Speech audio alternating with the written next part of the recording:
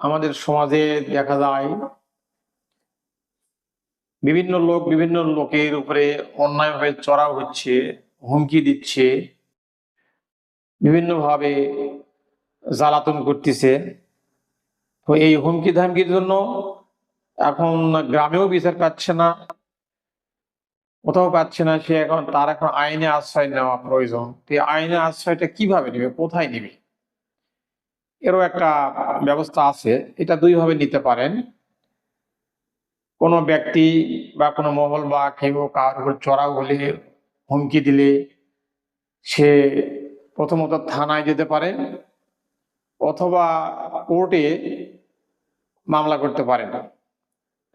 যারা তার উপরে চড়াও হচ্ছে, অন্যায়ভাবে বা হুমকি দিচ্ছে বা মারপিট করার জন্য ভয়ভীত দেখাচ্ছে, দাবান সান করতেছে, তাদের বিরুদ্ধে 107 অর্থে 107/117C ধারায় মামলা করতে পারেন।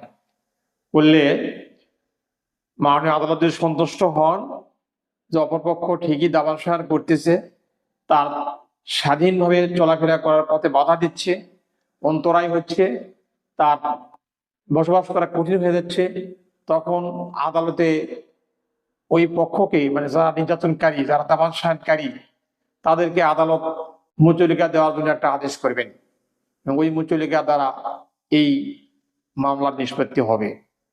আর যে কথা বললাম প্রথমে, আমি থানায়, একটা পথ থানায় করে আমরা আমাদের এই পেশাগতভাবে দেখি, তেমন কোনো লাভ হয় না।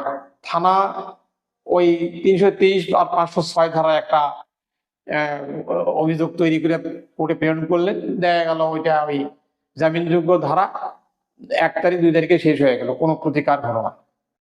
তো আমি সর্বশেষ কোর্টে এই ব্যাপারে মামলা দায়েরের মাধ্যমেই ব্যবস্থা গ্রহণ করার জন্য আমি পরামর্শ দিচ্ছি আর কি।